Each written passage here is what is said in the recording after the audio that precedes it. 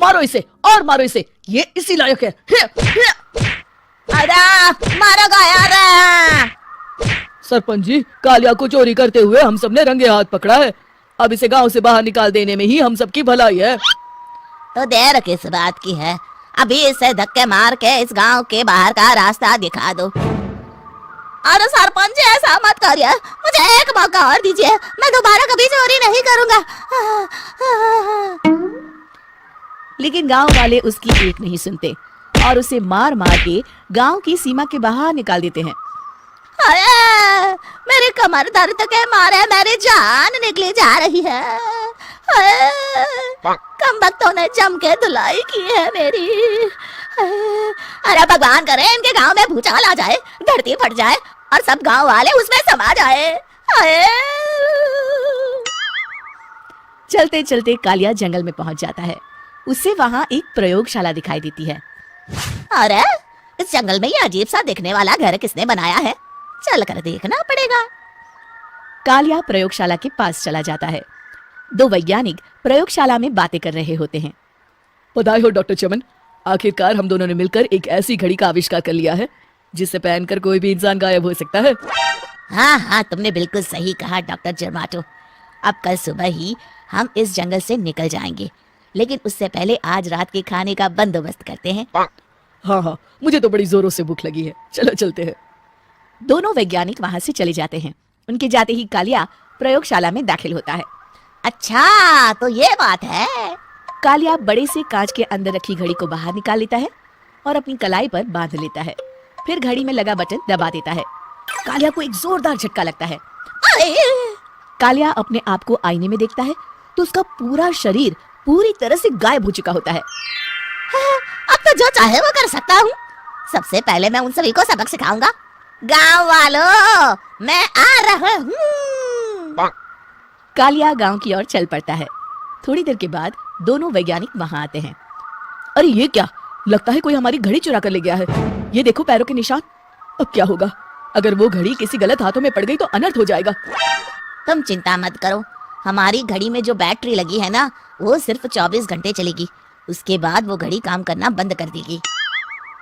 उधर दूसरी तरफ गांव में सरपंच अपने घर में सो रहा होता है।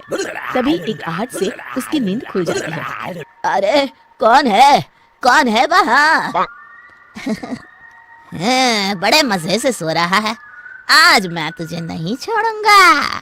कालिया पास में पड़ा डंडा उठाकर सरपंच की पिटाई शुरू कर देता है। ये ले, ये ले, तू इसी लायक है, ले।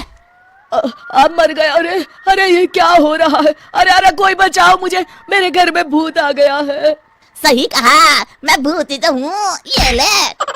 अरे भूत जी, मैंने आपका क्या बिगाड़ा है, मुझे छोड़ दीजिए। आपको क्या चाहिए? तेरे घर में जितना भी पैसा है ना, मुझे ला कर दे दे, तब मैं तुझे छोड़ दूंगा और यहाँ से चला जाऊंगा।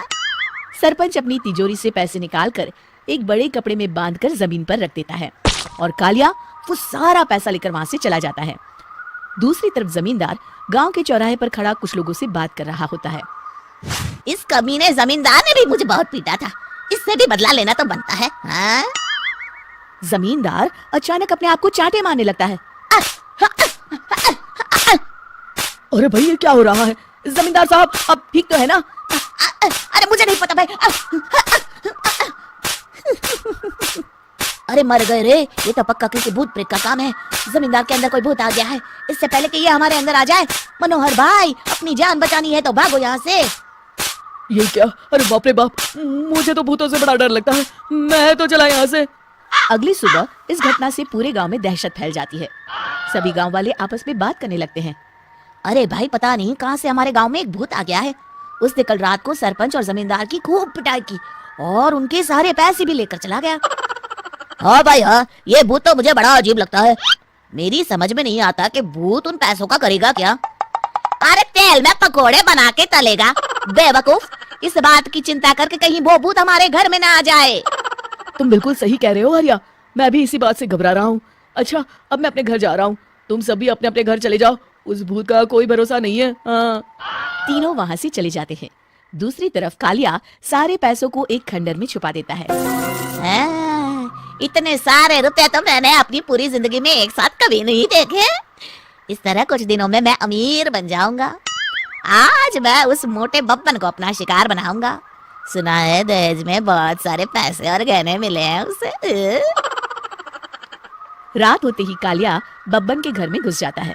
हाँ, मिल गई तिजोरी। अब जल्दी से इसे खोलकर सारे पैसे निकाल लेता हूँ। अरे खुल जा खुल जा। खुल गई। कालिया पैसे थैले में भर ही रहा था कि तभी बब्बन उसके बगल में आकर खड़ा हो जाता है। भाई क्या कर रहा है हाँ? अरे हट। अरे तेरी इतनी हिम्मत, मैं तेरे सामने खड़ा हूँ और तू फिर भी मेरी तिजोरी से पैसे चुरा रहा है। अरे मैं तो गायब हूँ, तू मुझे कैसे देख रहा है? कालिया अपनी घड़ी को देखता है। अरे इसे क्या हो गया है? हाय, लगता है बैटरी खत्म हो गई। अच्छा तो आज मैं तेरी बैटरी अच्छे से चार्ज कर देता हूँ। अरे भाग्यवान, जरा मेरा डंडा तो लाना। ये मोटा मुझे नहीं छोड़ेगा। अरे भागो। कालिया भागकर घर के बाहर जाता है। बाहर सभी गांव वाले हाथ में डंडा लिए खड़े होते हैं। अच्छा तो तू वो भूत है। मुझे माफ कर दीजिए सरपंच जी, मैं आपके और जमींदार जी के सारे पैसे लौटा दूंगा और आज ही हमेशा के लिए ये गांव छोड़कर चला जाऊंगा। शिक्षा, बुराई ज्यादा दिन की मेहमान नहीं होती, एक दिन उसका अंत हो ही जाता है।